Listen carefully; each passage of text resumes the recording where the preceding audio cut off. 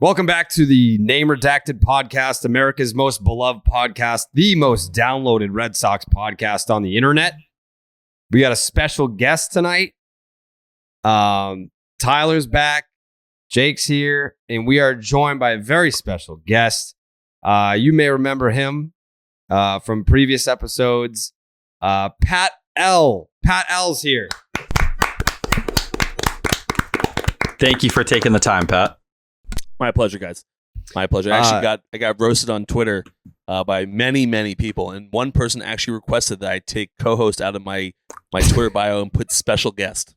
Oh, I almost did it. Pat, okay. I'm gonna do something right here. I'm gonna defend you, okay? Okay.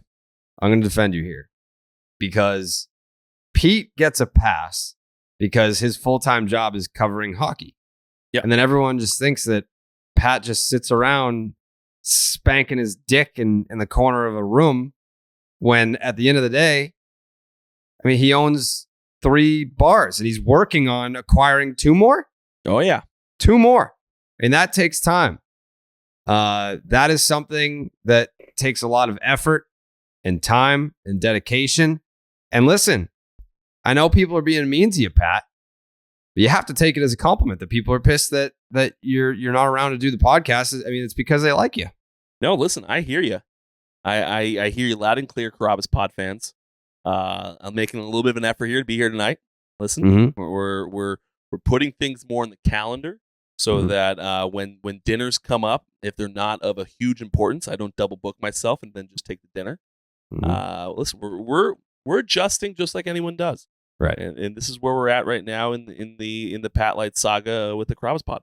So do you have like a business update? Like, are you close to acquiring even more bars, which would take more time working on the podcast? Funny enough, I actually just got propositioned. I don't know if that's the right word. But I just got asked if I would be interested in possibly buying a chain of restaurants from Boston all the way down to D.C. But apparently their headquarters are like that. Where they started was Boston. Can you say the name of it? I was told the name of it. I can't remember the name off the top of my head. But even if I could great remember business. it, I wouldn't tell you it. You wouldn't tell me? No. How Can much you money do you describe- make a year? What are we, a minute and a half in? How much money did you make last year total?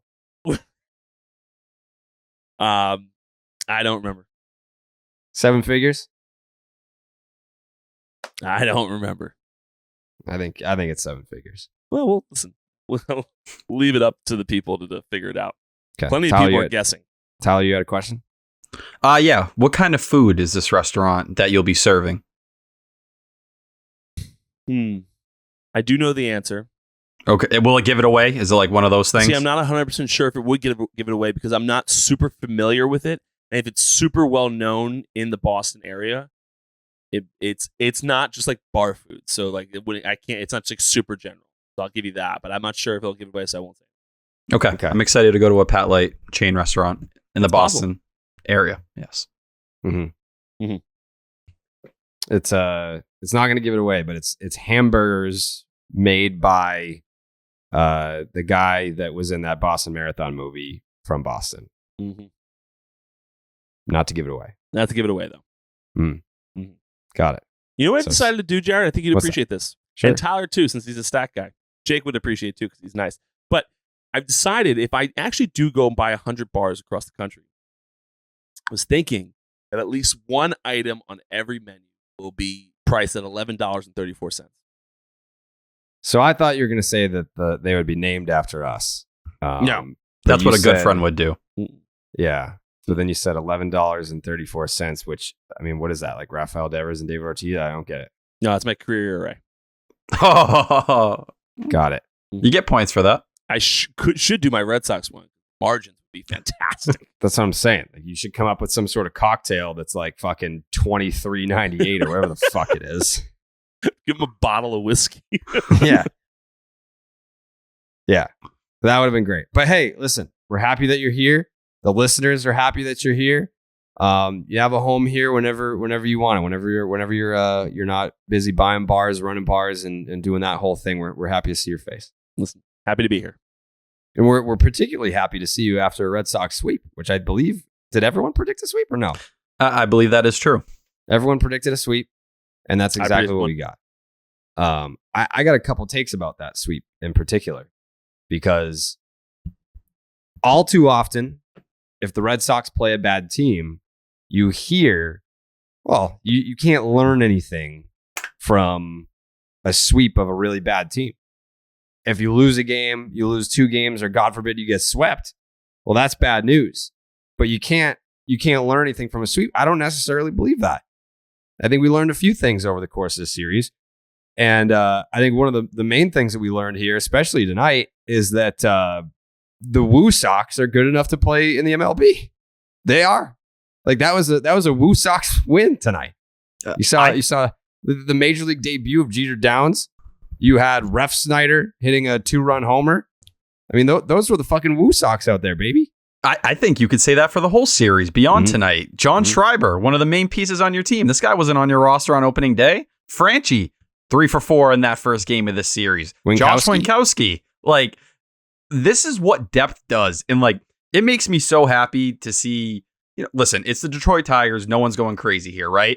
But what the Red Sox have done this year is similar to what we've looked at the Dodgers and looked at the Rays. It was like, whenever injuries piled up, they always had someone step up. They would call guys, whether some of them were prospects, a la, Jaren Duran, or whether it was the Dodgers and them finding guys like Justin Turner over the years and Max Muncy that became huge pieces, like the Red Sox have done with, the Nick Pavettas of the world, the Garrett Whitlocks, a guy who wasn't even, protected on a 40-man by the Yankees. Great move on their part. You're seeing what it's like to have depth in your organization. When you work the margins like that and you let these guys have an opportunity, it doesn't matter if Kike Hernandez gets hurt and you need to fill a patch for a while. Nate Eovaldi goes down. Garrett Whitlock goes down. It felt like for years when the Red Sox had injuries, we just sat there and crossed our fingers and panicked. These guys are not only filling holes, they're playing parts in these wins. Speaking of filling holes, Pat. Yeah. How's Sandra doing? Sandra's great. Yeah. You guys are still in good terms? We have an update? Well, great terms. I don't end things on bad terms. I'm a man of faith. Yeah. Yes, I'm a man of faith. And I always like, regardless of, what may or may not have transpired, I'm always a guy that's going to sit there and be like, listen, you were pretty good. And, things didn't work out, but we all move on and we all live happily ever after. A lot of people, I posted TikTok today. You hear a girl in the background. A lot of people were asking if that was Sandra. A lot of people. A lot of people were asking that. A lot of people. Pat, I don't know if you heard that Jared made Sandra come to the finals. Yeah, she came to the finals.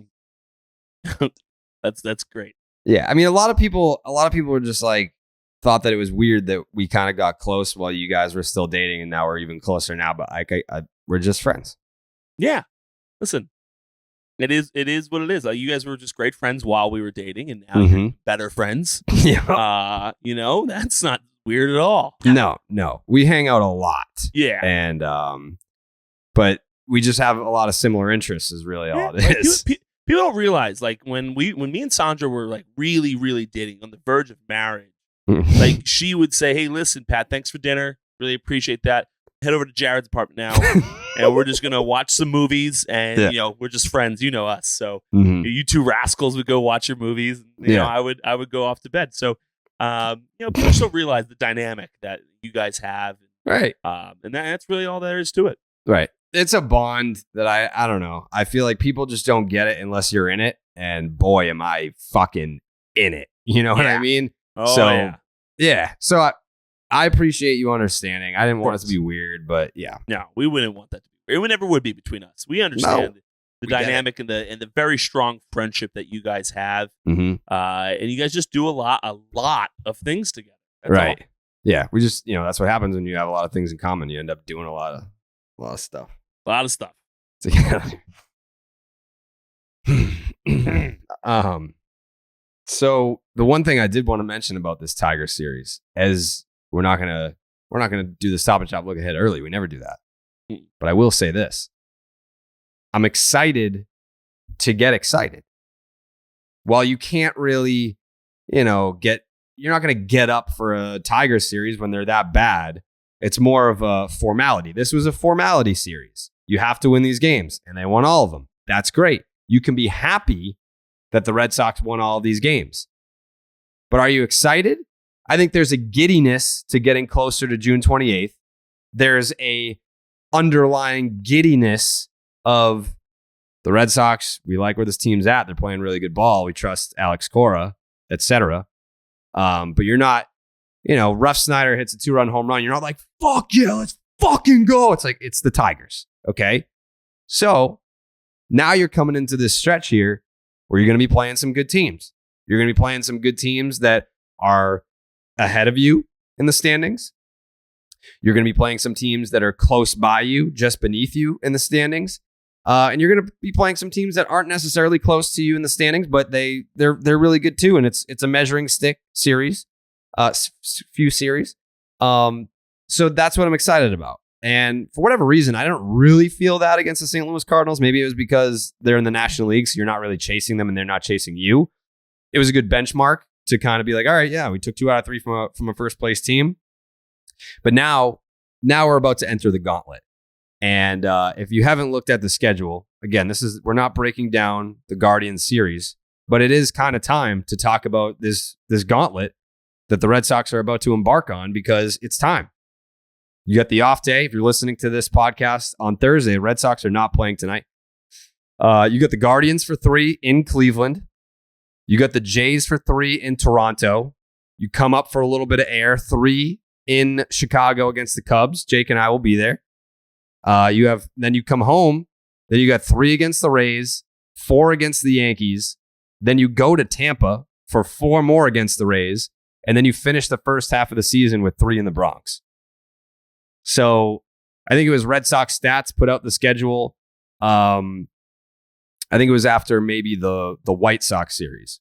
And he said, or she, we don't know. This is the season right here. Like, these are the games that you absolutely have to win so you can get back in it. We were still chasing 500 at that point. The Red Sox are a season high 7 games above 500 now? 8. 8 games above 500, Tyler. 39 and 31, right? 8 games above 500. So it was 5 against the Orioles, 2 against the Reds, 3 against the A's, 4 against the Angels, 3 against the Mariners, 3 against the A's, 3 against the Cardinals, and then you just finished with 3 against the Tigers.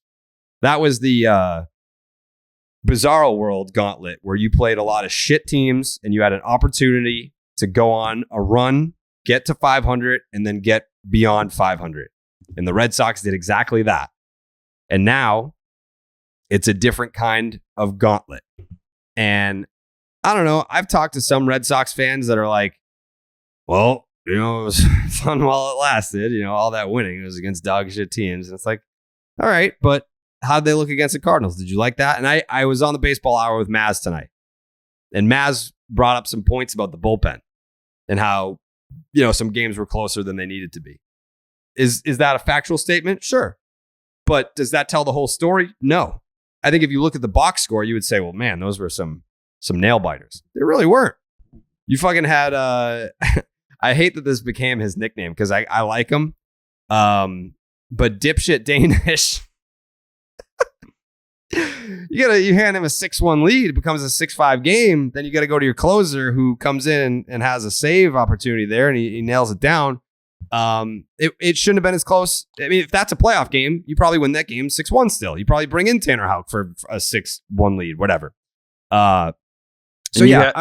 You had Davis also have a blow up in that series as well in the 9th inning. But I think the big thing about this bullpen is the roles have defined themselves. When you last went through these AL East teams, let's be real, 95% of Red Sox fans couldn't tell you who John Schreiber was. They had no clue. He was sitting in AAA. He was a guy trying to figure it out. We're seeing now the guy's hitting 97 in games. Talk about being an absolute freak. Shut out the Red Sox pitching lab. I don't know what the hell they're cooking down there, but it's something serious.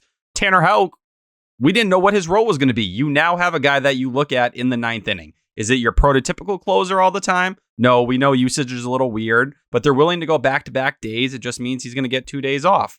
But the bullpen has started to define itself. I think last time you were facing a lot of these teams, you were nowhere near that. A lot of the guys, Garrett Whitlock was working, into the rotation at the bullpen at certain points during that stretch as well.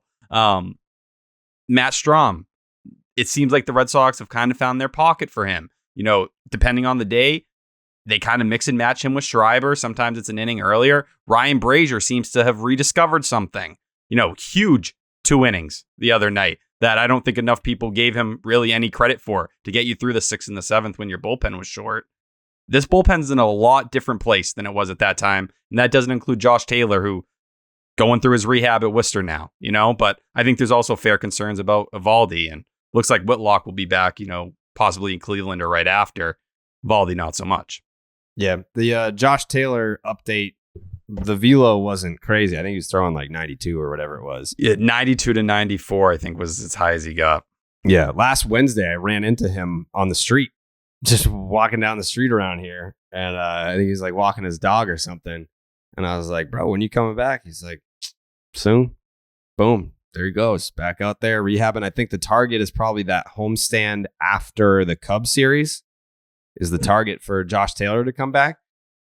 I don't know. I mean, you're going to have some decisions too. I mean, with Chris Sale coming back, and we'll get to that too. Chris Sale struck out Wander in a little rehab 1 inning. I'll take it.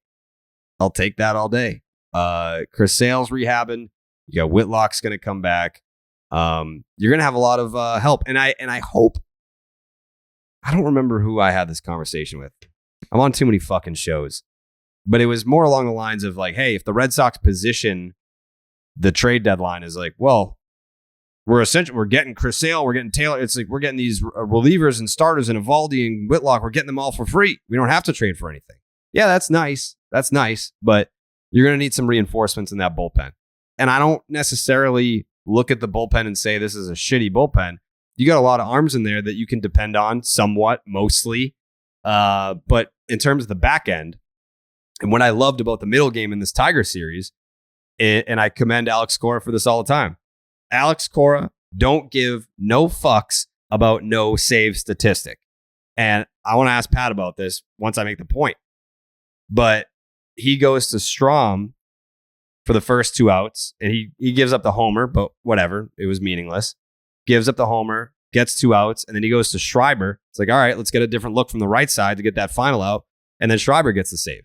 Matt Strom enters the 9th inning in a save situation, and he has the chance to get the save there for a clean inning. And Alex Cora is like, all right, well, we like Schreiber here for the last out. Goes to him, and then that's the ball game.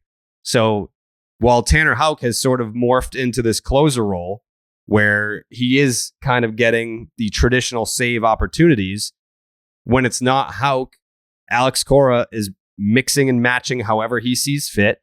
And so far, it's worked. Like, this is a team that's blown how many saves? 12, 13, something like that. It's a lot. But now you have this new formula where it's like, all right, we're going to try out Tanner Houck as more of a traditional closer type guy. And we saw, I forget which series it was, that he got the save in the first game, and then they needed him in the second game, but they made the decision before the game that he wasn't going to be available. And I think that's when Hansel Robles blew the 9th. Seattle. Yeah. A couple weekends back, Hansel Robles blows that game. That was the last blown save, I believe. But that was because they made the decision before the game, like, hey, we're not going back-to-back games here with Houck. We're not going to mess with that. And he ended up getting the save in the final game, but you really needed him in that middle game too. So that's where you get the mixing and matching. And it would be nice, I guess, to have a more dependable guy, because I know Red Sox fans' frustration here with Jake Diekman. And I got a text from our pal Coley saying that's going to be really tense in the postseason. Is like, hey, it's a 3-2 ball game. Here comes Diekman. It's like, all right, well, how many walks are we looking at here? Because, and it's from my perspective, it's more of a compliment to Diekman, because his slider has so much fucking break on it that it's hard to control. I get it. It's nasty. It's borderline unhittable, but it's also incredibly uncontrollable. So my question for you, Pat, you were a Boris guy. It's a podcast. You got to say yes verbally. Yes. Okay. You're a Boris guy. And say you're in that bullpen. It's your second, third year in the league. You're pre-arb. Say you're a pre-arb guy. You've got some dirt under your spikes. And you're throwing the ball really well. And there's no defined closer. And especially with Boris, going into arbitration, potentially going into free agency, saves equals dollars. I know that guys are going to say the right thing and they're going to be like, hey, whenever Skip needs me, that's where I am. If you were throwing the ball well enough to be named the closer, would you be frustrated? Say the same thing's happening situation-wise with the team. You're winning ball games. You're back in it. They've won 16 out of 20 in the month of June. But you're throwing the ball well. And you go out there, you record the first 2 outs of the ninth. Here comes Skip to go get a lefty. Say the opposite. You're righty. Coming to get the lefty for the last out. You just got a save taken away from you. Are you pissed about that, or is it just about the win? It's probably just about the win because saves equal dollars, but they only equal dollars in kind of a bigger way than a couple saves here and there. Although you can, and Scott would probably do a very good job of arguing this, that he's shown he can do that, so he deserves more money. Even though he's not doing it consistently. If I'm the defined closer and I'm getting those taken away from me, where they're babying me a little bit more than I think they should be, and if we are a pre-arb guy, I could certainly see a team doing that. Maybe like, well, listen, you know what? We want him to take 2 days off after going back to back. That's kind of a AAA, AA thing to do. It's really not a big league thing to do.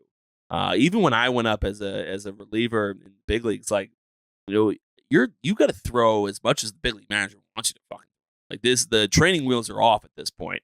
Obviously, it's case by case, but in this scenario, no, I'm not upset. I just I probably just want to stay in the big leagues with the Boston Red Sox because we are making a run, but I'm not that upset about this type of save. I was Tanner Houck, who's got more of a defined save role here, or closer role. I'd be a little bit more upset. So I feel like that's more of like a Pat Light characteristic. Like there are guys that would be upset about that, right? Yeah. Because you got those guys on the teams that are just they're gonna overanalyze everything. Like, and there's gonna be other guys that could be on the team like, dude, it was one fucking save. Like you're not going into ARB with 35 saves under your belt here. Like maybe you go with 3. Or like if you get the opportunity because we don't have a defined closer role. I don't know what this guy's career stats are, if he's got a bunch of saves under his belt or not. But there are certainly going to be guys that overanalyze everything and it's going to be upset and think the Red Sox are out to get him, et cetera, et cetera, et cetera. And this is an arbitration thing. And I bet you Alex Cora has no fucking clue, at least not in that moment, that this is what's going on. Yeah, and like not even in terms of like ARB. Like look at someone like Craig Kimbrell. A guy who just legit couldn't really function unless he was in the 9th inning, and he hasn't really functioned in that role this year. But where he's just not the same guy, he loses that edge when he's not in the 9th inning, when he's not the go-to guy in the 9th. I think that's the great thing about this Red Sox bullpen is these guys are selfless. None of them are looking at each other and saying, I got to be that guy. It's just on that night, whenever my number gets called, I'll be the guy in that situation. Like Schreiber pitched 4 times in 5 days. That's ridiculous for a guy who was in AAA, who wasn't even considered for the major league bullpen until, there were some concerns and some guys underperforming. That's how you find depth that works for you. And now the Red Sox are finding these arms, the Danish and Schreibers of the world that for years they just couldn't find them, these gems that can carry a team and really hold down a bullpen over the course of a year. I love it. I love the mentality. I love the who gives a shit about saves mentality. That's my manager right there. That's my manager. And DraftKings is my sports book. Even though we don't have that fucking ad read. SeatGeek is my ticket app though. We're going to Chicago. First 3 days there of July. Jake, do we have tickets yet? No, I got to get on SeatGeek and try to get us some. Yeah. I feel like if we get on SeatGeek, we can probably get some tickets. Because I want to go to the games. I think this is the first time the Red Sox have played at Wrigley since 2012, I want to say. It's been a while. It's been a while since the Red Sox played at Wrigley, so I'm going to make sure that we get a good seat. And you can do that with SeatGeek. We can absolutely do that with SeatGeek because SeatGeek is so beloved by butts everywhere that they've made it the highest rated ticketing app. Whether it's concerts, baseball, basketball, football, festivals, or anything else, SeatGeek puts tickets from all over the web in one place to make buying simple. And SeatGeek rates every ticket from 0 to 10 to make sure that you're getting a good deal. Green means good and red means bad. And you listening to this podcast right now, telling you right now, you can get $20 off your first purchase with the promo code Jared. That is JARED. You go to SeatGeek.com or you can download the SeatGeek app. That is promo code Jared for $20 off your first SeatGeek order. SeatGeek, get your seat in a seat and download the app today. All right, so Red Sox sweep the Tigers. All right, I'm going to go across the board here. Pat, do you watch the games? Yes, not all of the games, but I tuned in. Okay. I'm going to take a page out of Jake's takes here. I just want one take, one observation that everyone made from this Tigers series. Now that I just said that, with zero prep, does anyone have something that just came to mind right away? I can start. Pat, please start. Pat L, please. I'll take it away from the Tiger series, but it can be used for the entire month that we have been playing over the course of this past month. It's something you guys spoke about earlier that I wanted to touch on, but I can touch on it now based off this question. It's the fact that people don't realize, even if you have your full big league roster, how hard it is to sweep another big league team, regardless of how bad the team is. To see this essential AAA, put the pieces together type of series for the Red Sox, to see them sweep, it's an impressive thing to do.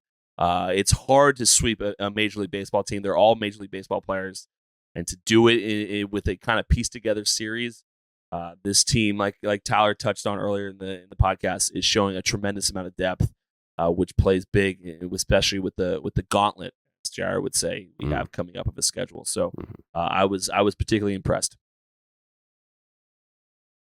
Tyler? I think mine's a little bit different. Coming up, obviously, Toronto's going to complicate some things, but you have some serious roster decisions you got to make in the next couple of weeks. With Kike Hernandez, I know there was a little bit of a setback there. Doesn't seem like he's crazy far off, but, probably something we don't see for maybe another week or something like that. But in Christian Arroyo being down in Worcester right now, you have a situation where it looks like Jaren Duran has found his swing in the big leagues. I'm not trying to overanalyze or freak out over this sample size, but what we saw last year where he was constantly getting beat by fastballs up, he's still swinging through some, but the approach at the plate is a lot better. He's been a spark plug in that leadoff spot for you since he came up over this last stretch. And between, tonight, a big double for you, 2 RBIs, that first game going 2 for 3 with a walk and 2 bags, he's making a consistent impact. And considering how Kike struggled earlier in the year, Rob Refsnyder continuing to, he's playing the outfield, so it's not exactly the same as Christian Arroyo, who gives you some of that depth in the infield, but that does, change the outfield equation a little bit too in right field because he mashes lefties. You're going to make some hard decisions, and that's one of the tough things with depth, where you're going to, do you push a guy like Rob Refsnyder back down because it doesn't exactly fit the roster, and you don't want to expose someone like Christian Arroyo to DFA? Maybe considering moving Kike back into a utility role. I think those are conversations that we're probably going to start to have in the next week or two. Jake? I think it's pretty impressive that it sort of seems like a different guy is stepping up every night. And I think you can sort of see that with how hard the Clark's Ketchup MVP discussions have been. Mm-hmm. It's hard to pick someone who had the best series, and we're going to have another tough one again tonight. So I feel like that's a sign of a good team, is that it's not the same guy every night. It's everyone's contributing. It's a good take, Jake. It's a good take. I was already fearful of the Clark's Ketchup MVP discussion that we were going to have this evening. It helps to have Pat here as another voice. If we have to go to Coley, we have to go to Coley. It is what it is. It is what it is. But to play off of what Tyler said, the first thing that came to mind for me, and I tweeted it, Jaren Duran needs to be up here. He needs to be up here every day. Putting the ball in play helps a lot. The speed helps a lot. The defense, you got to work on it, but it's not. He doesn't stick out like a sore thumb. Like there's plays where it's like, all right, you can see the mistake here. Like something as simple as calling somebody off. Like that's your ball. Day one stuff. But that can be learned. It's not like there are guys who are at the big league level that they kind of just are what they are. And they're going to be what they are and what they always have been. With Duran, some of the critiques that he's been getting for his defense, those are very correctable things. He's an athlete. So I think Duran's got to be up here moving forward. And it kind of sucks for Kike because he was so important to that team last year. But at the end of the day, free agent at the end of the year, this is not like a huge core piece. I think a lot of fans love Kike, and for obvious reasons, good player. But we'll see what happens with Duran because there's obviously the element of could he be a trade piece come deadline day? We don't know. But I happen to think, depending on what the name is coming back, if you're going to put Duran in a package for somebody, better be a fucking good name. It better be a guy. Like not one of these like, hey, we're going to flip this player for some prospects and they might make an impact in 4 years. Like it better be a guy coming back if you're going to trade Duran. And Kike better be showing some improvements offensively, more consistency. Maybe the trip to the IL gives him a chance to kind of reset, come back. I don't want to sit here and declare Kike's spot is gone and Duran took it. Like I don't want to say that. I don't think that that's the case, but I do think that Duran needs to be playing every day. I do think that. I'm there with you. I think what we've seen with Jaren Duran too, if you really want to go through the minor league history, there was multiple levels where he had a roadblock when he first got there. And the reason I continued to, push him and I was so high on him was he made adjustments again and again and again. Whether you want to go back to when he was just a slap happy hitter and he was kind of getting by without really punishing the baseball, picked up the power, started launching baseballs, went too far in that direction. We saw it bit him in the ass last year.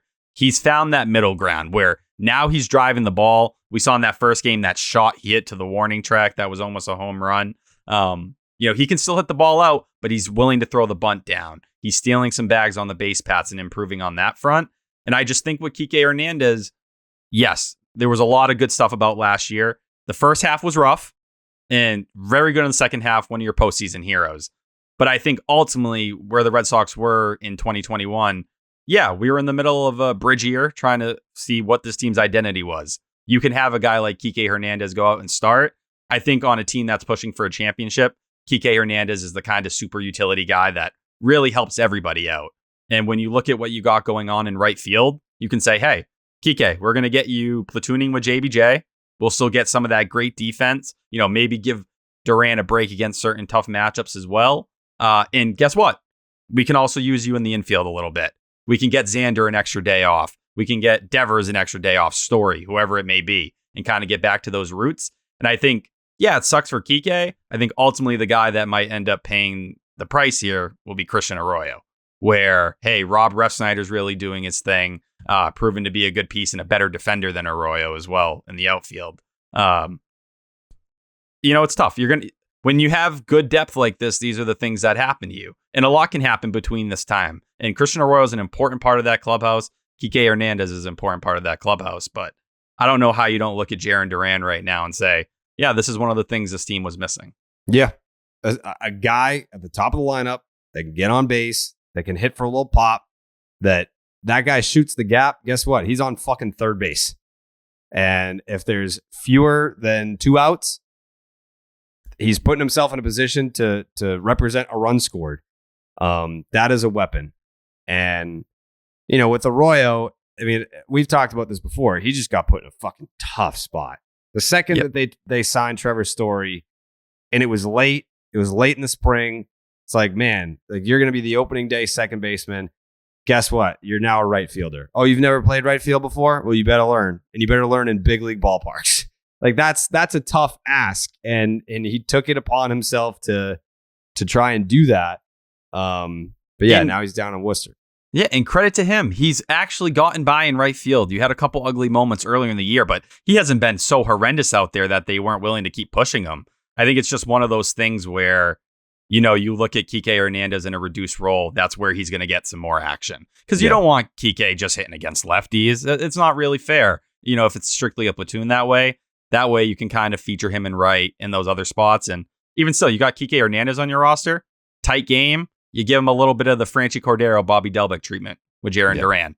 Yeah. Hey, we're going to put Kike out there so whoever's out there has a better chance of finishing this one off. Yeah. That, and you mentioned being able to hit lefties. Ref Snyder does that pretty damn good. And that's where Christian Arroyo gets caught. It's like you got a lefty masher out there, and that's basically the role Christian Arroyo has played, and you're going to probably... listen, injuries usually figure this stuff out for a lot of teams. Something will pop up, something will happen. But yeah, right now, all you can do is kind of look to it because Arroyo should be back for Cleveland. Yes. I'm excited for this series. And that's not something that I think we would have said a month ago. Like, I'm excited for this series against this team that's playing really well. Like, the Cleveland Guardians are playing good baseball. They've been trolling us. The last 2 or 3 podcasts we've come on angry that the Guardians won again. Mm-hmm. And, I believe they were losing to the Twins before we started this podcast. And the Twins had fallen into that wild card spot. The Guardians had kind of jumped them. But they're not an easy team to deal with. They pitch very well. And obviously we're going to jump into, what's going on with them. But they just got Franmil Reyes back. This is not going to be an easy series by any means. It's another measuring stick for you. Yeah. Yep. But I'm excited for the challenge. Are you worried about just the next month and even a series like this as you face better competition with your current rotation? Because eventually the innings have to go somewhere. And I like Josh Winkowski. He's looked solid the last 2 times out. So like a 360 ERA, 380-ish FIP. So it's not bullshit. He's not getting lucky out there. And you should get Whitlock back for Toronto. Are you freaking out a little bit? I would say I'm eager. I'm excited and I'm eager because even you want to look at a mirror situation, right? Last year, the Atlanta Braves, they were playing dog shit baseball to start the year, and then they got it going against bad teams. And then once they started getting it going against bad teams, then they started to beat the good teams, and then they won the World Series. I'm not saying that the Red Sox are going to win the World Series or anything like that, but that's where I kind of look at the whole, you've beat bad teams. Wait till you play the good teams. Well, if you can put together a stretch like the Red Sox just did, 16 wins in 20 games in the month of June, and they're against some bad teams, that can build some confidence. That can get some guys seeing the ball well and pitchers building confidence. That stuff matters. I know that people want to, baseball is a very numbers oriented game. I get it. But from the human element standpoint, you get some confidence in these guys. I mean, they've gone on this run. JD is fucking 1 for his last 21 or something like that. He was the only reason why they were winning games before. It was him, Devers, and Bogarts. And JD's gone a little cold. He'll be back. Not worried about that. But, to Jake's point about someone stepping up every single night, that's great, because if JD in April went cold, you're losing that game. It'd be great if Devers and Bogarts are hitting doubles and everything. If there's no one to drive them in, then what the fuck? So, yeah, I think looking at the schedule and the teams that they have ahead of them, not to jinx anything, the Rays look less scary than the standings would suggest. And what they've lost, listen, it sucks. Injuries happen. The Red Sox are going through them. Manuel Margot going to miss a significant amount of time. That's a major deal for that team. Kevin Kiermaier on the IL. Brandon Lau's been out for quite some time. These are Nick Anderson, a guy they were hoping to get back somewhat soon, now having issues coming back from Tommy John, still elbow discomfort. Those things are going to pile up, and what the Rays are so great at is depth. They really don't have that right now. Mm-hmm. That goes a long way for the Red Sox, and I'm not saying the Rays will ever be easy games, but them kind of being knocked down a peg and having a arm tied behind their back, that will go a long way when you're going through a gauntlet like you're about to go through. Pat, how do you feel about this fucking gauntlet coming up? I'm not entirely worried about it. Baseball's a numbers game, and baseball is talked quite a bit about on Twitter, especially in your mentions, Jared. And it's more of a nonsense. It's not really meaningful. If you watch the Red Sox play, they're a really good fucking team. We knew this in the beginning of the year. We had some troubles early on. We had guys step up that we didn't expect to step up, but this is a good team, and we're probably going to get better as guys come back. We have more depth than you could probably imagine we could ever have when we started talking in April. I'm not worried. We're playing really good. We did. If the Yankees did this past month, everyone would be like, "Yep, they're doing exactly what they're supposed to be doing." They wouldn't be. Maybe people like us would be in their little mentions, being like, "Oh, fuck off, it's bad teams." But in reality, we'd be sitting there, and be like, "Shit, that was a really good month." They did exactly what they were supposed to as a good baseball team, and I expect them to do the same this coming month. I don't expect anything different. I mean, it's tougher teams, but I expect us to compete the way we competed this month. Guardians are in first place now. Yeah, I think the Guardians are cool and all. I mean, they just won today 11-10, but still the Guardians. I'm not, and I don't think the Guardians going to Toronto afterwards, right? I think so.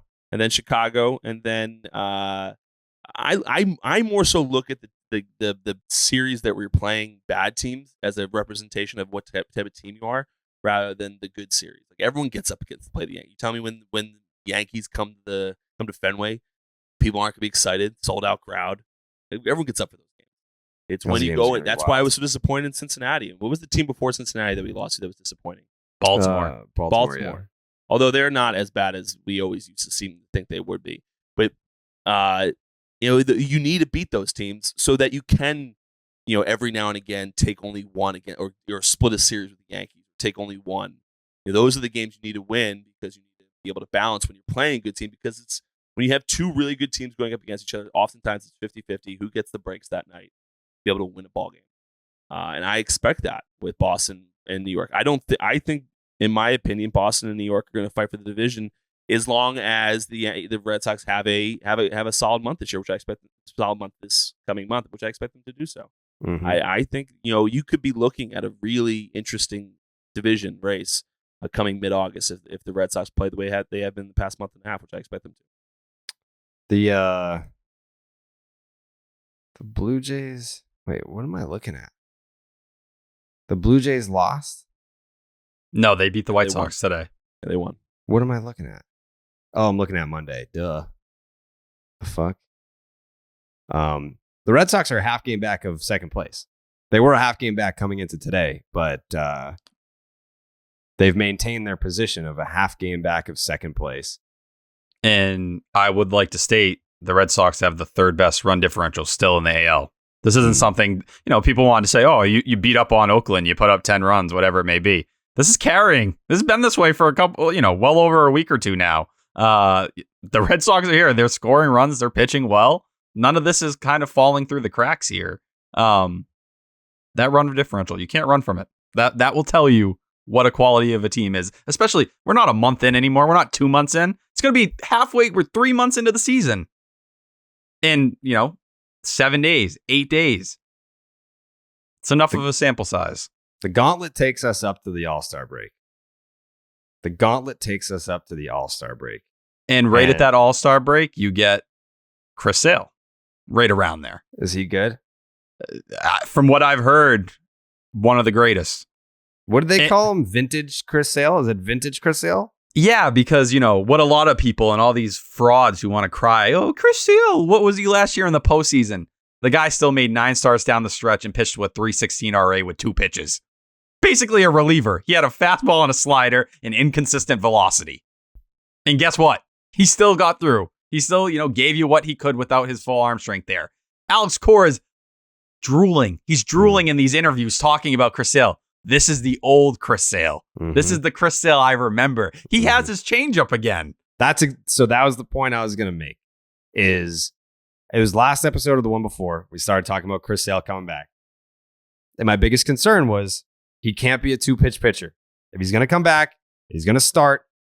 And we were seeing him at whatever it was, like 93, 94, maybe 95. Like that fastball is not fooling anyone. And the slider is still great. One of the best sliders maybe ever.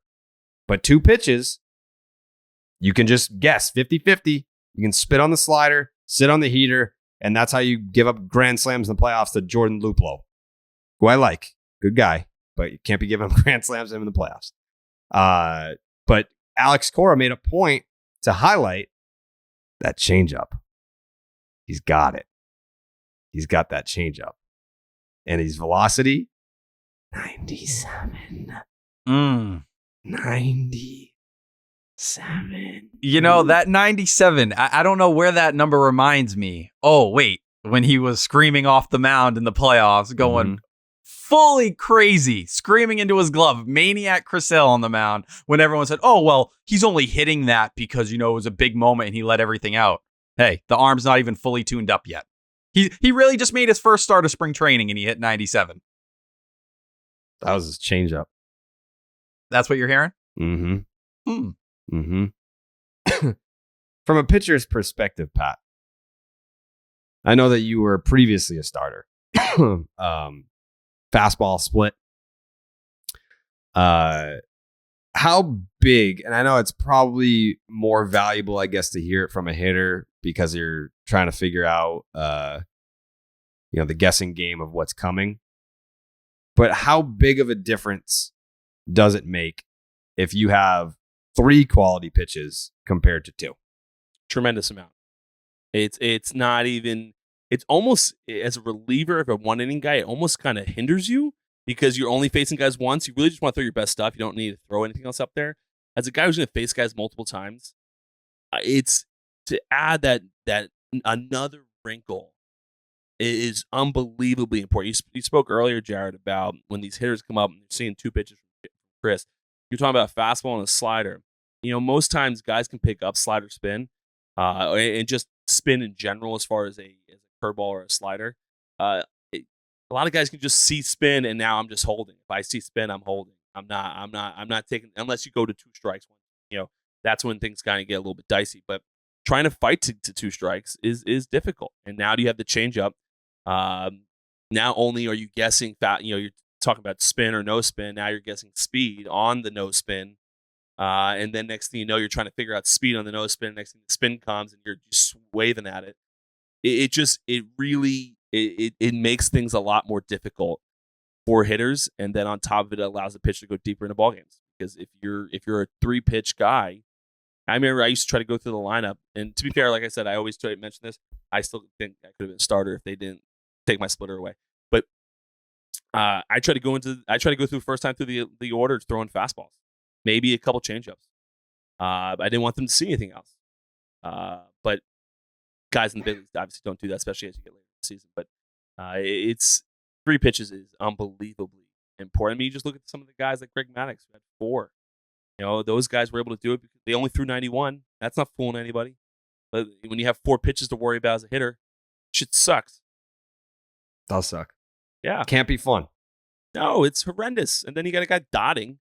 That's no fun. Then Chris Sale's coming behind your back as a lefty, throwing 97, and now you got to figure out if he's throwing a slider or not. Fuck that. There's a lot of things I'm excited about right now. And I don't want to set the bar too high as it pertains to my Chris Sale expectations. But goddamn, is Alex Cora making this a difficult time for me and my family. But like Alex Cora, I feel like is always the calm, the cool, even keeled kind of guy. If he's sitting here and telling you like, holy shit, like Chris Sale, he's giving me a chub. Dude, how are we all not sitting here saying the same thing? What's nice about this, Tyler, and I think you guys will all agree on this, is that it's going to be very nice to have Chris back, especially if he's vintage Chris. But we're sitting here, the Boston Red Sox, who've played tremendous baseball for the last month and change. I'm excited to have Chris back, but like I'm not sitting here being like, oh, we desperately need him, which we were all thinking at the end of April. Like, oh, we fucking need this guy. And we certainly probably still do need this guy to compete with the New York Yankees. But it's nice being here and being like, all right, well, give him an extra week if he needs one. We don't need to rush him back. We're in an all right spot. And I think the Red Sox did that. It was, everyone thought he was supposed to throw 2 innings down in his first, Florida Complex League start. No, they said 1 inning. We're good. We'll let him get another start down there. You're not rushing him. You don't have to push yourself too hard here. When he gets back, this team has proven they more than tread water. They're floating. They're fine. And this is with multiple arms down right now. Just getting Garrett Whitlock back in the next week is a huge boost for you. Like, it feels, I don't know. To me, it feels like Garrett Whitlock, they've gone so long without him being that Garrett Whitlock. It's like, at one point, felt like he was what this team held on to. Yeah. If you just get Garrett Whitlock and he'll be better than what we saw right before he went down, I think you can survive until Nate Eovaldi's ready, even if you are going through the gauntlet.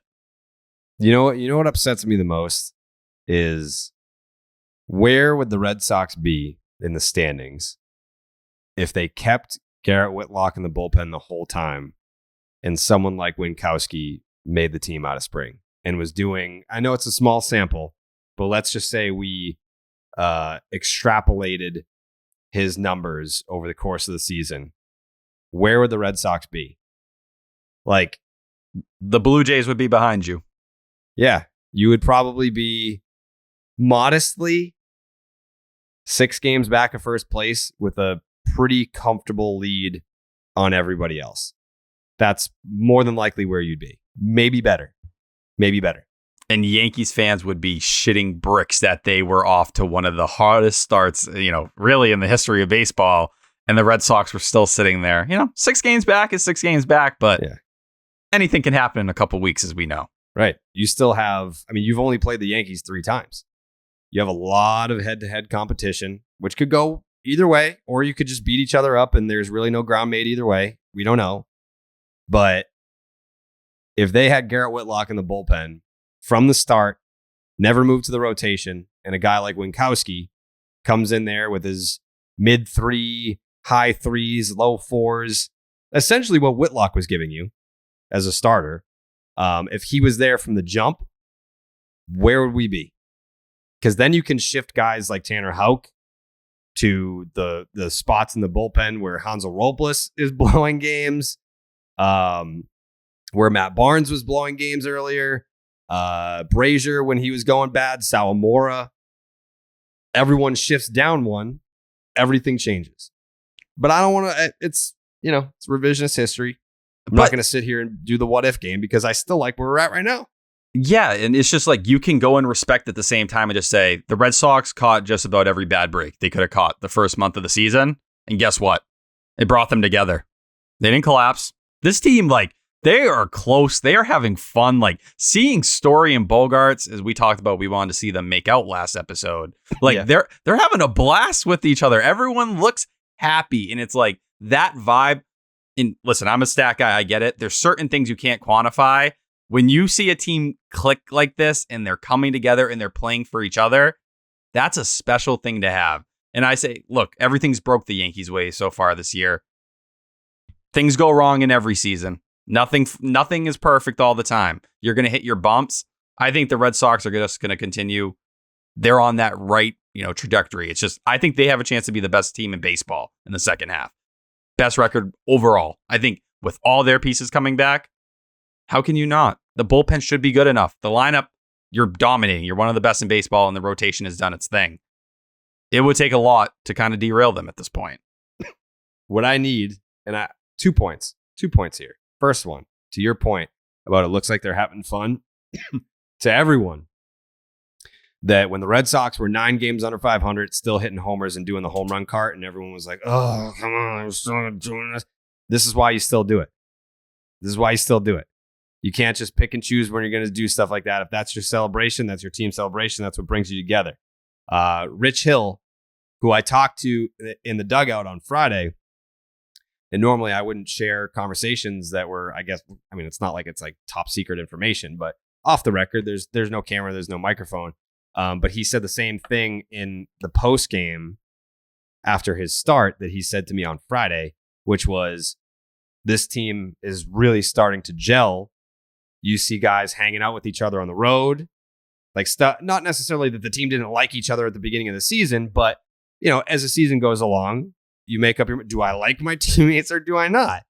And this team has decided we like each other. This is a cohesive unit. And obviously there's some carryover pieces from last year, but even some of the newer guys that have come up. And I talked about on the last podcast, the maturity that I've seen in Jaren Duran. And he talked about that after, must have been Sunday's game. I can't remember. What fucking day is it today? Today's Wednesday. It was over. You're thinking of Monday. Oh, I thought the post game interview. Is that the one you're talking about? That was Monday, right? After the 2 for 3. Yeah. He was even talking about I was pressing last year. I was trying to do too much, and now I'm trying to have fun this time around. Like you can see the maturity difference in Duran this year compared to last year. Rich Hill talking about how guys are hanging out on the road together, and that's like a recent development where guys and. I've talked to other players in the team that when things were going bad in April, there were some powwows, some late night, they're on the road and they're obviously wearing it because of how bad the team was. Guys just huddled up all in the same hotel room.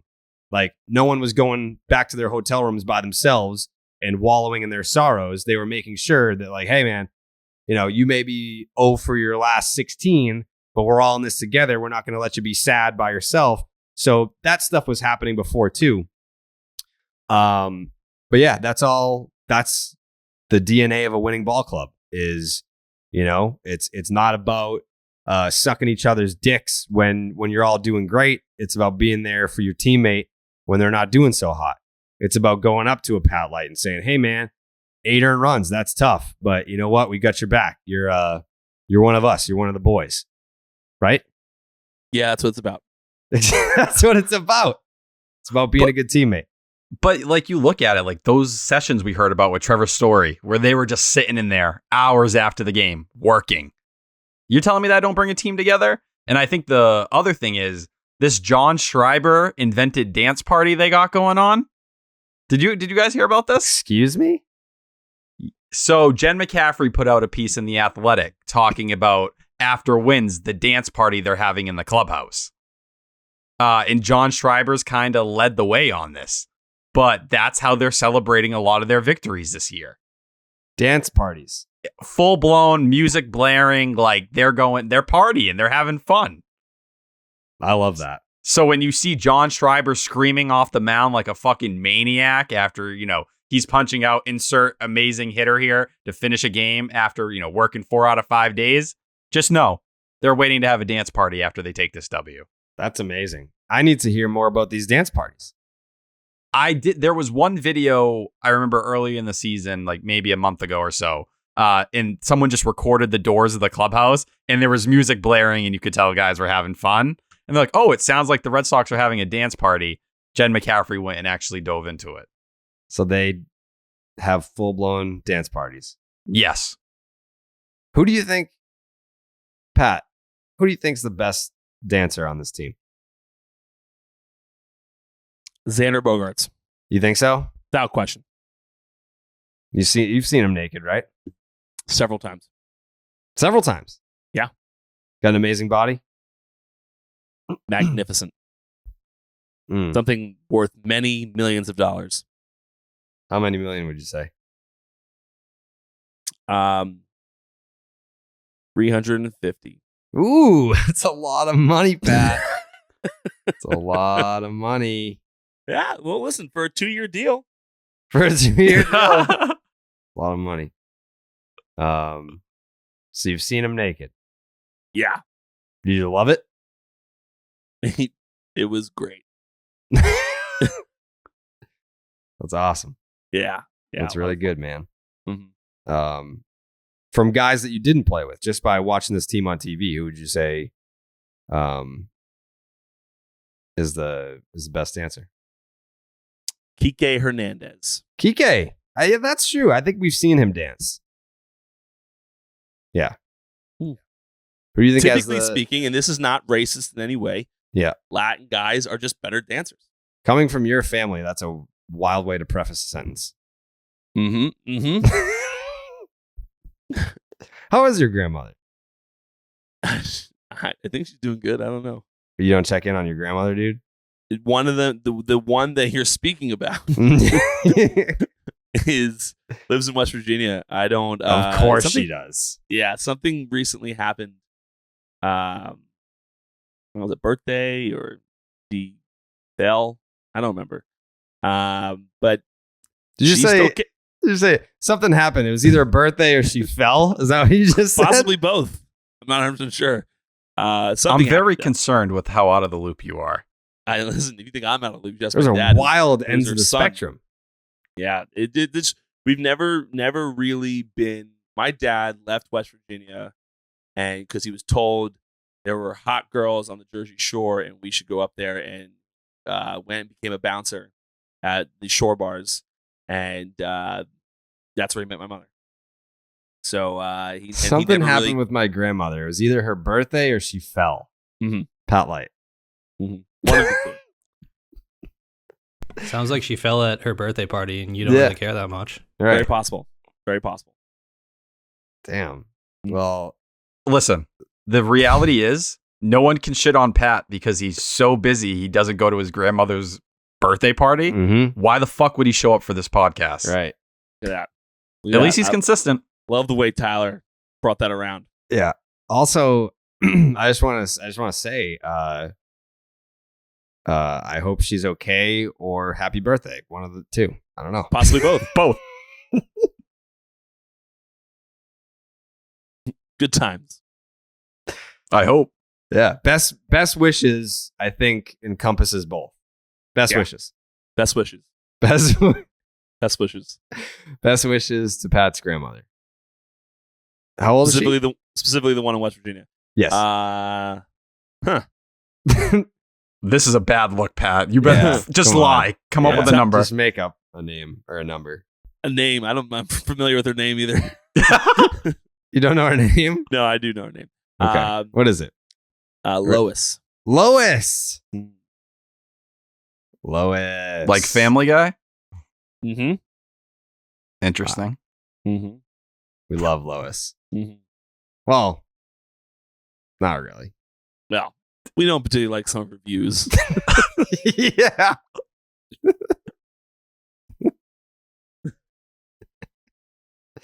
Listen, grew up in a different time. Different time. Different time. Thank God she doesn't have Twitter. Yeah. Yeah, shoot out some takes.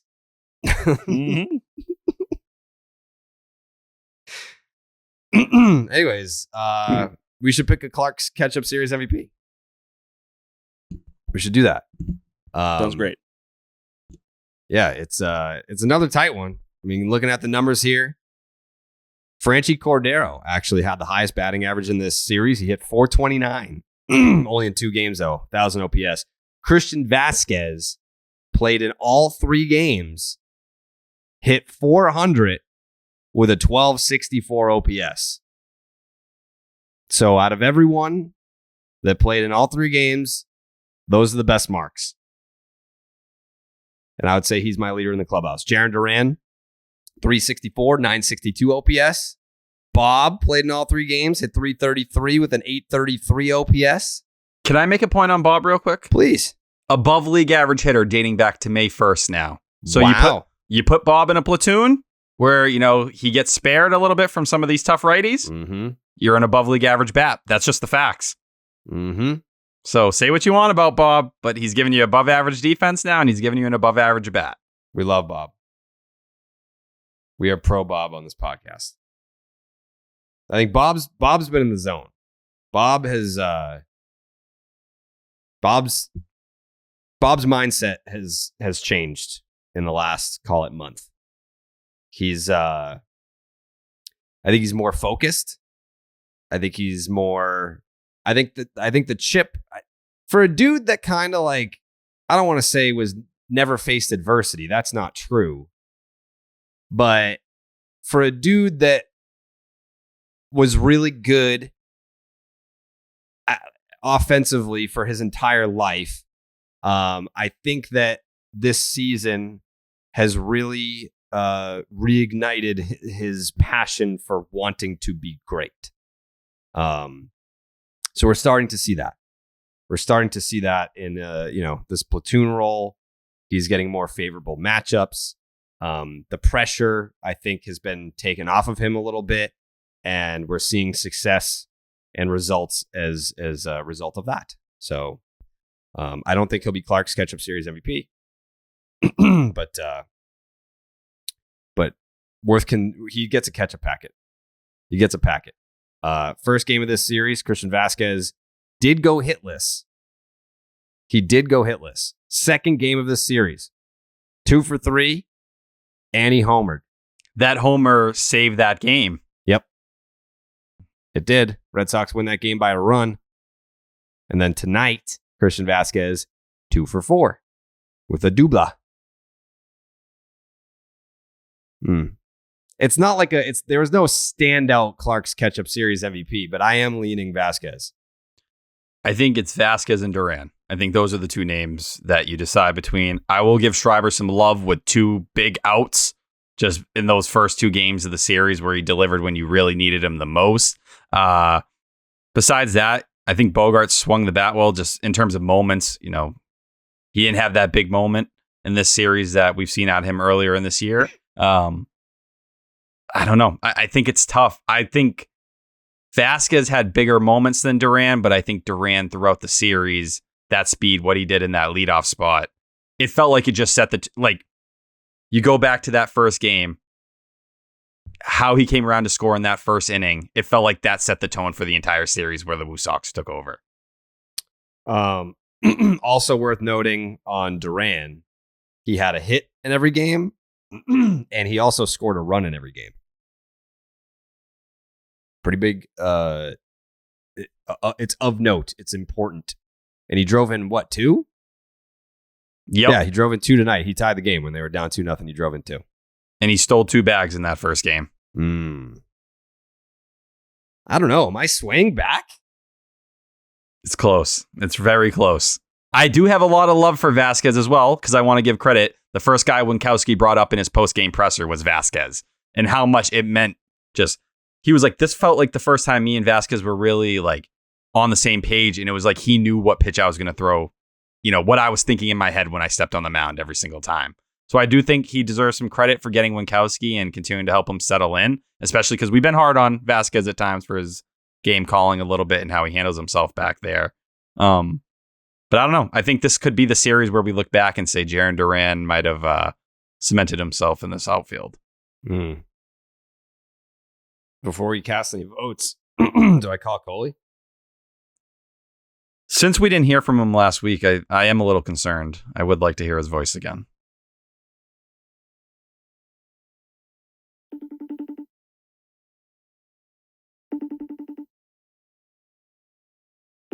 Not again. Not again, Coley. Please, Coley, don't do this. Don't do this, Coley. Coley, don't do this. What could these kids be doing? Coley, don't do it. He's going to do it. Coley, don't do this. Coley, do not do this. He's doing it. He's doing it. He did us.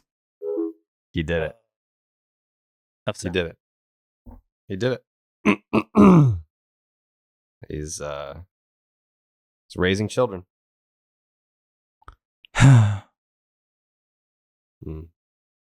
You don't get anything for that. Damn. Pat? Yeah. How do you feel? I'm actually not considering either of those 2 people as the wow. Klark's Ketchup. The Coley roll. Speak to us. So I'm going to go back to this person has already has been used for me. He's already been an MVP. He's not a player. I'm going back to Alex Cora with an honorable mention to Chaim Bloom. This team was pieced together this week. No, is it weekend? What date's today? Wednesday. So this week it was pieced together this week. A lot of young guys were mentioned. We mentioned Duran. We mentioned Big Bob. Or we mentioned the bullpen was pieced together when what's his face wasn't available. Everything about this series was pieced together. And I know Alex well enough to know that he is certainly talking to Chaim on a daily basis, but he gets to make his decisions of who he wants there and who he doesn't. He called up the right guys, whether it was a co-decision between the two of them or just his, but he called up the right guys. He pieced together games very well. And I don't know if we sweep with another manager. So I'm giving it to Alex Cora. Alex Cora gets a vote for Clark's Ketchup Series MVP. I'm not gonna lie, the Chaim stuck out to me a little bit there. I feel. Oh, spare me, Jared, please. Listen, it just spoke to me when we're talking about depth here. We're talking about Josh Winkowski, that first game. You know, coming in, giving you a solid start when you really needed that. Franchi Cordero, how much shit has Chaim Bloom got for Franchi Cordero? Spare me on the Andrew Benintendi stuff. I'm happy those people stopped talking. Franchi Cordero has a huge game for you out there. Alex Verdugo, another Chaim Bloom guy. Massive catch in the 7th inning there. Speak to us. Pain. McMahon. What's up? We're trying to drizzle that ketchup right now. You trying to raise a baby? Yeah, she just went to sleep like as you were calling. So are you in the shower? I'm in the bathroom, yeah. Okay. Pat showed up. Pat's here. No. Yeah, he did. That doesn't sound right. Yeah, no, he's here. Who did he vote for so I know that's wrong? He voted for Alex Cora. I mean, for what? Roster construction. He doesn't construct the roster. That's kind of where I'm at too. I'm sure he gets a say. Yeah, he gets a say. He gets a vote. He gets a vote, yeah. But he's not. He doesn't fucking swing the hammer. The two guys that never made it past high school baseball telling me how construct the roster. Story came to mind, but I was counting one of his dingers from the St. Louis series, so that doesn't count. No. By the way, Pat said we never made it past high school baseball, so we can't talk about baseball. I said you can't. All I've ever done is talk about baseball, and I do it at an exceptional level. You're doing great. I think Manny deserves more votes than fucking Cora does. Manny, I mean, so I didn't even get to that. So I was that was the first game of the series. Game of the series. I'm at my apartment and I'm sitting around waiting to turn on. The TV's not on yet. And it's probably like 7:04. And I just hear an eruption of cheers. And I'm like, what the fuck? Like, did they start like that? It was like a home run type cheer. And I was like, there's no fucking way that they started this game early. What the fuck was that? And I turned my TV on. There's Manny Ramirez in the middle of Fenway Park throwing out the first pitch. This city still loves its heroes.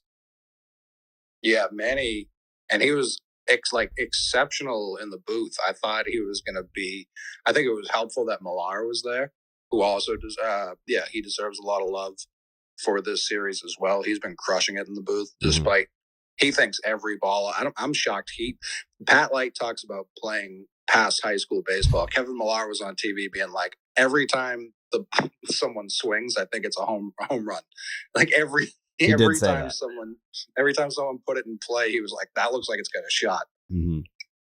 That looks like it's got a shot. I mean, that ball that Jeter Downs hit in his, I think, third at bat, that looked like it had a shot at least getting some wall. That was the only at bat I think he made contact. So yeah, it had to have been his third at bat. Yeah, he roped a foul down the left field line though. The chief, listen, that's why you trade Mookie Betts, to get a guy who ropes fouls. So we're not high on Jeter Downs then, so he's not going to get a vote. No, listen, it was his first game.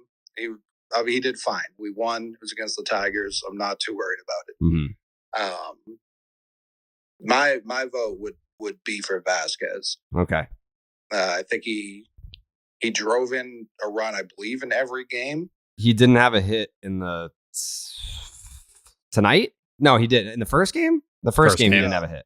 One game he didn't have a hit, but I think he had a sack fly. Okay. Maybe it correct. Was like he got did. thrown out at first and someone scored. Yeah, I think he had a sack fly in the first game. So yeah, and his home run ended up being big. Game winner, 6-5. Right. And so I think he started off the inning tonight that Ref Snyder went yard, if I remember correctly. I might be wrong there. But he was big all series. The pitching continues to be well. He gets a calling that he's pressing the buttons on his knee, calling those pitches. Mm-hmm. For sure not Diekman. I'm so scared every time he's on the mound. We talked about that. I shared your take. I said it's going to be tough in October with that. And Story, yeah, I like when his bat's locked in. This guy needs to start turning double fucking plays and not short arming the ball. Oh wow! I thought you were going to go complimentary route for Trevor Story's defense. We were critiquing it. His glove, I have nothing wrong to say about his glove. And if I had been on this program the whole season, I would have been able to make this point more. This guy cannot be your shortstop of the future. He cannot throw the ball. So you prefer Xander Bogaerts is what you're saying? Even if it's not Xander, obviously I prefer Xander. That's not even a question. Mm-hmm. But like, even if it's not Xander, and I think the Red Sox have been pretty open about the fact that they don't think Trevor Story can throw the ball. Even when Xander doesn't play or comes out of a game, they refuse to move Story to shortstop. Mm-hmm. They won't do it because his range is awesome. His glove is awesome. He cannot throw the ball, and he's hurt. Like it's from an injury. I know that, but man, oh man, that's 2 double plays in the last 4 days. He hasn't turned because he just can't throw. Interesting. Tyler, I don't think agrees at all. I mean, they were literally safe at first. I don't know what he could disagree with. I wish we had the technology. I mean, we do have the technology, but it's just not set up. Normally, I could just plug my phone in or connect via Bluetooth, and like everyone could hear you. But right now, like they can hear you, but you can't hear them. You know the deal. I'll be honest, dude, I almost prefer this. I'd like to hear from Tyler. Pat. Thank you. He was saying mean things about me, and now he's going to play this whole victim card like I started it. He did disparage your baseball playing ability. He did. Yeah, listen, my ERA is lower than his at the big league. Oh, damn. Boom sauce. Got his ass. Someone was chirping Pat Light the other day. Like, was it Bradford? Someone like on TV. Oh, fucking Alex Spear, right? Yeah, Spear was chirping him. Yeah, what the hell is that all about, Pat? I didn't even see what he said. Your fucking mic is muted.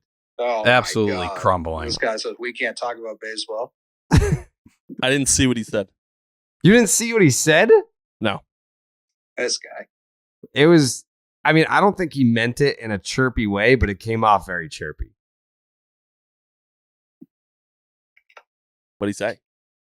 Can we get that tweet, Jake? Jake's on it. Jake's fucking on it.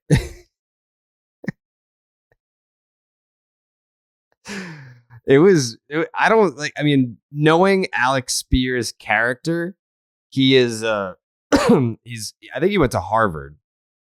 And he's a statistical robot. Like I don't think he does humor. So I don't think it was meant to be a chirp or like a ball. I don't know. All I know is that I saw it and I was like, that seems like a weird tweet. No, like you're right. He is a robot. And so his brain was just like, let me pull the highest ERA I know. And it just went directly to Light, Pat and his Rolodex in his head.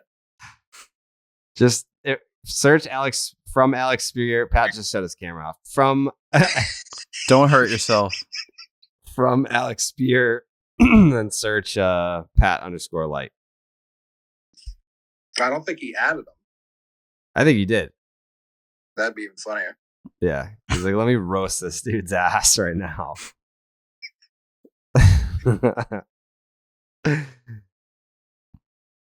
You got it, Jake? Yeah, with the Red Sox bullpen having allowed 6 runs in the 6th on a Saturday game of the week and Albert Pujols and David Ortiz at Fenway, one wonders if we're in a wormhole that will end with Pat Light pitching in the late innings. So he sauced him. That's a boom sauce, Jake. That's the definition of a boom sauce. That's the definition of a boom sauce, according to Jake. All right. I mean, I didn't know that Alex Spear had it in him. Pat, can you still hear us even though you shut your camera off? Yes. Do you have a relationship with Alex Spear? I've met him a few times. I'm sure he interviewed me a few times, but that's about it. What's your reaction to that tweet? I don't really have a reaction to that. I don't think he was being mean. That's not a mean tweet. It's not a nice tweet. I think he's just saying like, oh, like we could get Pat Light in this game. You know, I think he was saying like he wanted to see you pitch in the game. I bet that's how I took it. Yeah. Mm-hmm. That's how I read it. Yeah, same. I didn't retweet it. I didn't support. Hey, I didn't me see being it. your friend. I didn't support the tweet. I didn't retweet the tweet. I didn't like the tweet. I didn't engage with the tweet. What are you gonna do? Coley, do you have so you're voting Christian Vasquez? Yeah, I don't really know who else it could be. Duran had a hit and scored a run in every game. Don't get me fucking started on Duran. Oh, because of the vaccine. This guy, I mean, this is far and away the most consistent he's played at this level. No. Yes. And because he has to do more research, he's ending that, and he probably won't come back. You think they're going to send him down? They physically have to send him down. Like, he cannot cross the border and go to Toronto. Yeah. And then by the time he gets back, Kike will probably be healthy, even though his injury seems to have taken a weird turn. Yeah. But Arroyo's coming back this weekend. Kike will be back. I don't know that like they're going to be in a rush to like. Ref Snyder's better. He's just better at baseball right now. Mm-hmm. Franchi's better at baseball. Verdugo's better at baseball. Bradley, like, where is he going to play? He did this to himself. Yeah. That was a wild tweet. Like, I forget who had it, but whoever was like, it was a quote from Duran saying, I'm still doing research on the vaccine and talking to my family about it. Like, vaccine's been out for a year, man. Like, either you take it or you don't. I don't know what research we're doing. I respect everyone's decision. I don't get into any political debates about it. If you want to take it, great. If you don't, whatever. But the research, man, like what research is still out there right now? This is why I respect Chris Sale. He was just like, nah, I'm all set. He didn't say like, nah, I have to run the numbers. Like, what the fuck are you talking about? Yeah, I don't know. Well, yeah, that's going to be a tight situation. The next time he's up, I want everyone in that bullpen. Like when you were coming up, and I know Pat can't relate to this because he didn't make the journalist grind like we did. He hasn't written a paper since high school. That's true. Well, no, he went to Monmouth. There's papers there, right, Pat? No. Pat? Yes. Did you have to write a senior thesis or anything? No. Did you get drafted after your junior year? Yeah. So you never wrote a senior thesis? I went back, but and finished my degree, but I didn't have to write a senior thesis. No. He didn't write a senior thesis, Coley. I mean, Monmouth's in New Jersey, right? Yes. So that's not a real school. Yeah, that's true. But all these journalists who gave you a hard time, like, oh, you're not in the locker room, you're not asking the tough questions. Mm-hmm. Next time Jaren Duran's in front of the media, not tomorrow, or tomorrow's an off day, not the day after that, in about a month. Mm-hmm. If assuming he's back up here, I want follow-up question. How's the research going? What have you found that all the top scientists in the world have not yet stumbled upon, Jaren? That's all I'd like to. I'd like to hear the follow-up on the research. That's all. Maybe he found something. That'd be great. It's a good question. What writer would you consult for this? Like, who do you think has it in them to ask the question? Listen, they're all tough guys working in the locker room, grinding the beat. So they should all be jumping at this opportunity. But probably Castillo. Yeah, Castillo's a fucking asshole. I bet you he'd ask. Duran just slams some ice cream in his face. He's like, get the fuck away from me, dude. Kick rocks, geek. Jaren Duran just beating the shit out of Chris. Unbelievable content. Yeah. He deserves it. I hope he beats him up anyway. Yeah, he's just like, I actually also didn't get it. He's like, shut the fuck up. Pussy. Well, all right. You have any? Christian Vasquez. It would have been Duran, but we're never going to see him again. Yeah. I mean, I hope we see him again. I want him in there every day, but yeah, like I said, this is the best even defensively. This is the best he's ever looked, and now he's gone. Yeah. Well, all right. I'll vote for Christian Vasquez. Thank you, Coley. Of course. You like my hat? It's a good hat. Thank you. All right, you get back to that baby. I'll try. All right. See. Bye. All right. That's a vote for Christian Vasquez.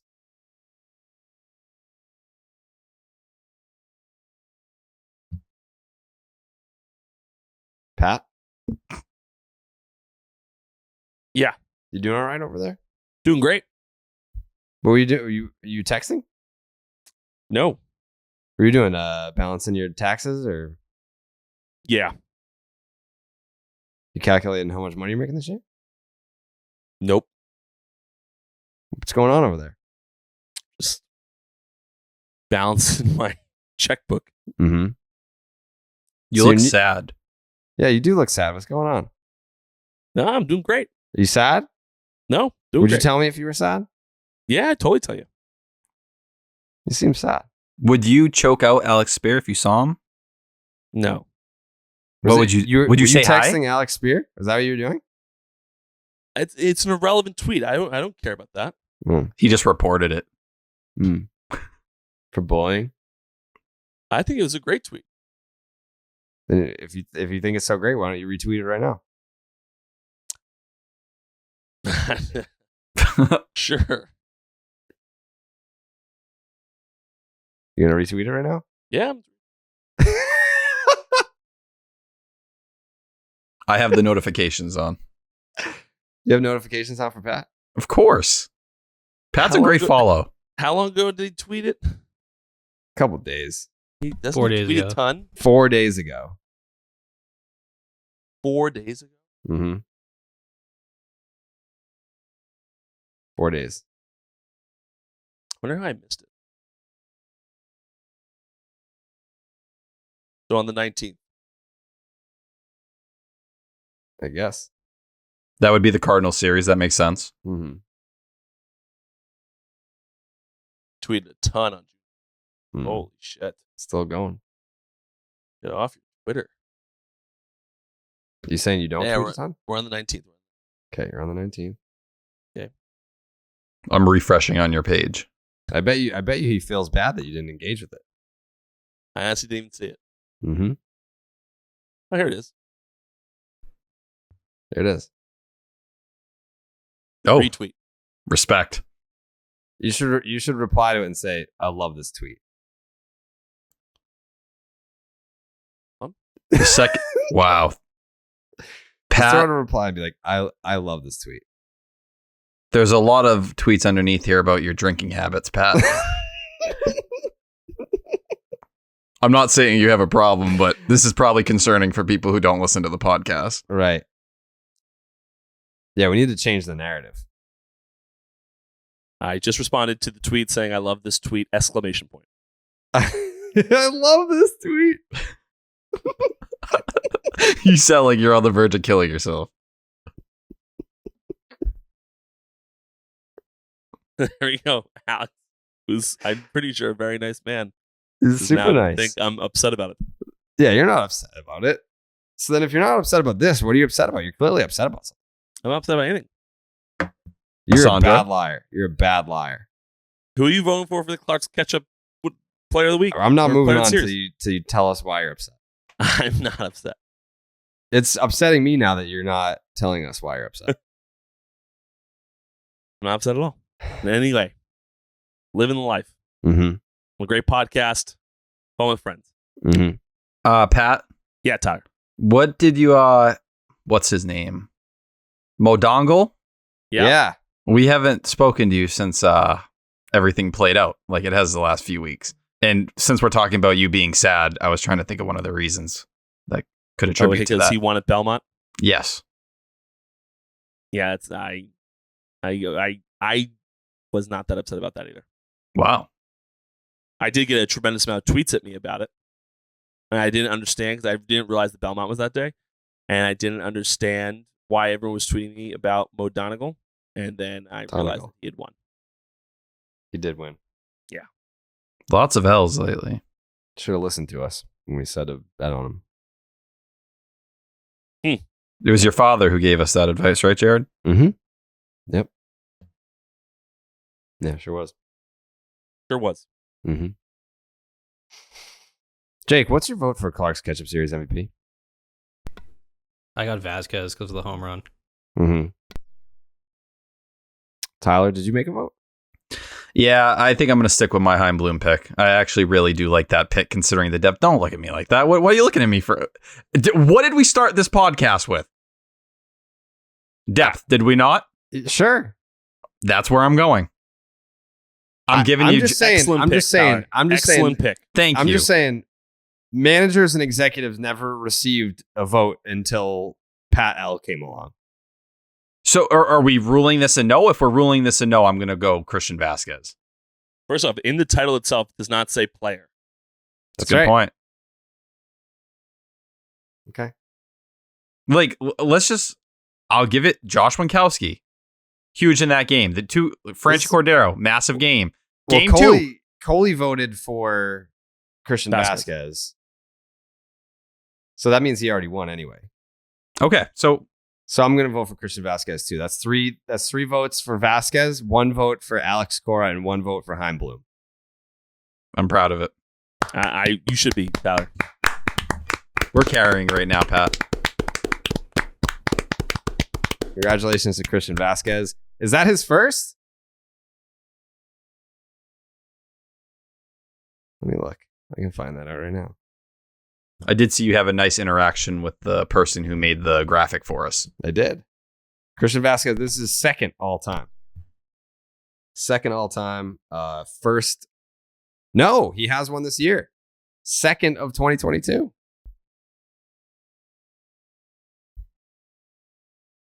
All right. Congratulations to Christian Vasquez, Clark's Ketchup Series MVP. Freshly. It's food that's fast. It doesn't have to be fast food. Freshly offers quality meals without the hard work. Their meals are designed by nutritionists, cooked by chefs, then delivered fresh. Other meal deliveries need to be prepped and cooked, but Freshly is ready to eat in just 3 minutes. Jake had 3 different Freshly meals during the stream on Tuesday. How were they, Jake?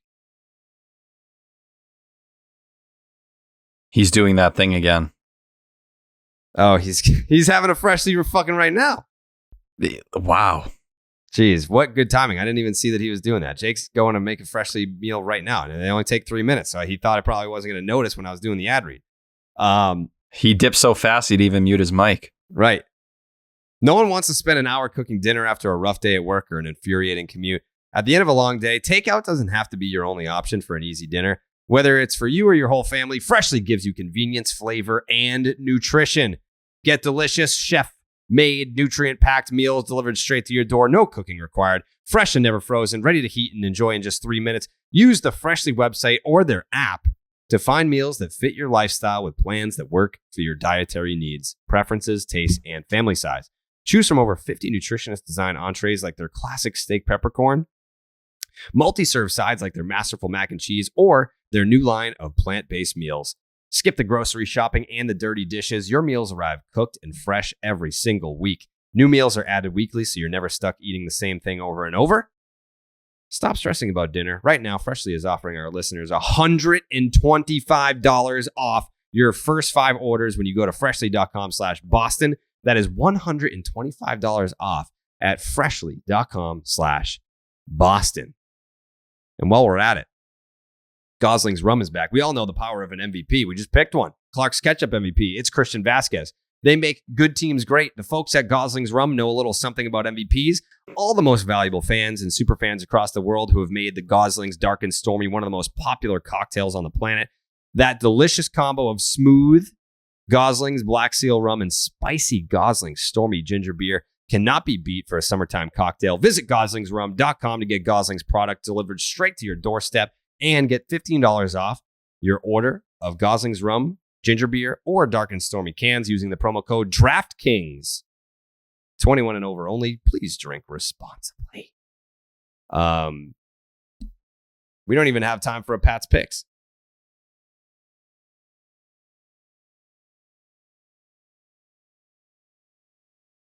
Speak, Pat. Pat, you're muted. No, I'm not. I'm just not speaking. You were looking down. I made a gesture of how upset I was that I wasn't get to do that today. Yeah. Well, next time you're here, Pat's Picks, top 5 amendments. Top 5 amendments. And the amendments that Pat does not have on his top 5, they get removed. Yes. Top 5 amendments. Actually creative. So let's just say you don't pick women's suffrage in your top 5. Women will no longer be allowed to vote. Guess we'll see. Yeah, so it's really the top 4 because obviously Pat is going to pick prohibition. Yeah, that's going to make the cut. We'll see. Top 5 amendments. You have to tune in to the August 7th podcast. Pat's Picks. Top 5 amendments. The Stop and Chop look ahead. It is the Red Sox and the Guardians starting this weekend on Friday. Nick Pivetta versus Cal Quantrill. Josh Winkowski draws Shane Bieber. And Rich Hill versus Aaron Savale. Cal Quantrill having a good year. Doesn't strike anybody out, but he's 4-4 with a 377, a 126 whip, and a 5.5 strikeouts per 9. This is his first year as a full-time starter after doing half and half last year. The strikeouts per 9, not great. His walks per 9, 2.9, so that's not good either. But he's been consistent. He's thrown 90 to 98 pitches in 11 straight starts. He's completed 5 innings in 11 out of 12 starts and pitched into the 5th in all but 12. In all 12 of his starts and completed 6 innings in 9 out of 12 starts. His worst start of the season came his last time out. 5 innings, 10 hits, 5 earned runs, a walk, 4 strikeouts, and a homer and an L against the Dodgers. He's only allowed 7 home runs this year, but 4 of those have come in his last 3 starts. The chase rate, big time with him. He gets swings and misses out of the zone. The Guardians are 5-7 in his starts this year. Red Sox hitters, lifetime, 300, 340 on base, and 820 OPS. Trevor Story, 4-for-12, a double, a homer. Verdugo, 3-for-7, a 1071 OPS. And Plawecki also has a home run off of him. Shane Bieber, my close personal friend Shane Bieber, 3-3, a 3 ERA, a 1.17 whip, and a 9.7 strikeouts per 9. He's been great. The FIP, 270. He's been even better than his ERA would suggest. It's the best of his career besides his Cy Young in 2020. The 9.7 strikeouts per 9 is actually his lowest since his rookie year, but is still good. Strikeouts are starting to pile up. His last 6 starts, 10, 5, 11, 6, 7, 9. He's made 13 starts this year. He's only allowed more than 3 earned runs 1 time. It was when the Jays got to him for 7. His whiff rates are out of the fucking planet. Slider, 40%, curveball, 39%, four seam. Not tremendous, 15%. It's down from 23 last year. The Guardians are 9-4 in his starts. The Red Sox actually hit him pretty well. 333. Can't be a huge sample, though. Bogart's 3-for-8. Devers 3-for-8, 2 homers. Bogart's actually has a homer and a double. JBJ, homer. So there's some damage there. Savale. Yikes. What's that ERA, Jared? 7.25. 7.25 with a 147 whip, 9.3 strikeouts per 9, which is weird. 29 earned runs allowed in 36 innings. That's bad. The BABIP is 343 with an average exit velocity of 89.6. So that's why his FIP is 440, I guess, because of the BABIP. Came back from injuries, only had one start since May 20th. Looked pretty good against the Twins. 5 innings, 5 hits, 2 earned runs, 7 strikeouts. He's allowed 6 earned runs in 3 different starts this year. He throws 6 pitches at least 5% of the time. That's a lot of fucking pitches, Pat. Would you agree that 6 pitches is too many pitches? If you have 6 pitches, you don't have a good pitch. Is that right or wrong? That's probably pretty accurate. If you have 6 pitches, then you don't you don't have like a 40% chase rate on your fucking changeup or your slider or something. The definition of slop. Yeah. And that would be reflected in his 7.25 ERA. Curveball is really good. So he does have a really good pitch. It's the curveball. Batting average against is 111. Whiff rate is 41%. So if you just don't swing at the curveball, everything else you're probably going to crush. Oddly enough, Jackie Bradley, the only Red Sox hitter to ever face Savale. Predictions. Patrick, what do you got? Sox take 2 out of 3. 2 out of 3. Yep. 2 out of 3. Jake? Pretty obvious sweep this weekend. Yeah. I can see it. I see the path to the sweep for sure. Tyler? I'll go 2 out of 3. You get 2 out of Nick 3. Pivetta to start things off. This lineup has swung it pretty well against these guys. I think you're in a good spot. You got a day off between, so your bullpen actually gets a breather. Feels like when this bullpen's rested, things ride pretty well for the Red Sox. I'm also going to go 2 out of 3. I'm going to go 2 out of 3. I think... Ooh. How good is that bullpen? It's pretty good, right? Cleveland? Yeah. Yes. Like you don't want to be trailing going into the 7th. So I think they probably I think that they win the fucking Bieber game. You think the Red Sox win that, or the Guardians end up pulling it out? I think the Red Sox win the Bieber game. I think they lose the first and win the next 2. And if they win the first, I think that they sweep. Is that crazy? It's not absurd. Because if you get Pivetta to lead it off, but I think also if you lose Pivetta on the first day, then you're in a kind of a tough spot, are you not? Yeah. Yeah, I don't know what it is, but I feel they'll lose the first and win the next 2. Jared, I don't want to worry you, but the Guardians have the second best bullpen ERA in baseball. I've got them at, that's not updated. They're 3rd. Okay, so that's today. Perfect. I like where you're at. Guardians bullpen. It goes Astros, Yankees, Guardians, Rays. But it's a 2.96. 2.96. 9.72 strikeouts per 9. A 109 whip. It's pretty good. It's not terrible. You don't want to face Class A at the end of the game. No, you don't. It's a 2.34 this month, so it's been better this month. So, all right, 2 out of 3. Jake's got a sweep. Any final thoughts here, Patrick? Of course. No, I don't have any final thoughts. I think Sox. I think the Guardians are overhyped right now. Bullpen's solid, but I think the Red Sox are better. I think there's a 2 out of 3 possibility of a sweep. I think that's the correct take. Jake, you have any Jake's takes? I mean, it just sucks we're not playing tomorrow because when you win, you just want to keep playing. But whatever, we'll play on Friday. I love that take. Tyler, you got anything? Really liked your cowboy uniform. Thank you. Thought it fit you well, and I think the best part of it was the belt buckle. Yeah, belt buckle was baller. And I think you and Kevin Millar, underrated duo. Need more of that. Yeah, maybe there'll be more of that in the future. Maybe we'll talk about it another time. Yeah, we will. Maybe we will. All right, we'll be back after the Guardians series. We'll see you Monday morning. Buenas noches, amigos.